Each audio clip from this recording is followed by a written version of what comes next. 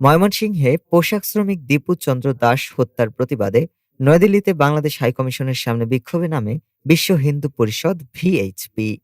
বিক্ষোভ চলাকালে একাধিক ব্যারিকেড ভেঙে পুলিশের সঙ্গে সংঘর্ষে জড়ায় আন্দোলনকারীরা। প্রেস ট্রাস্ট অফ ইন্ডিয়ার ভিডিওতে দেখা যায় কয়েকশো বিক্ষোভকারীকে ঠেকাতে ব্যারিকেড দেয় দিল্লি পুলিশ। তবে এক পর্যায়ে অন্তত 2 স্তরের ব্যারিকেড ভেঙে কূটনৈতিক স্থাপনার দিকে এগোতে দেখা যায় বিক্ষোভকারীদের।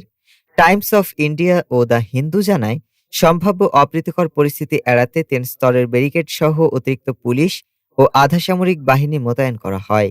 এর আগে সোমবার কলকাতায় বাংলাদেশ উপ হাইকমিশন এবং শিলিগুড়ি ও আগরতলা ভিসা সেন্টারের সামনে বিক্ষোভ হয়।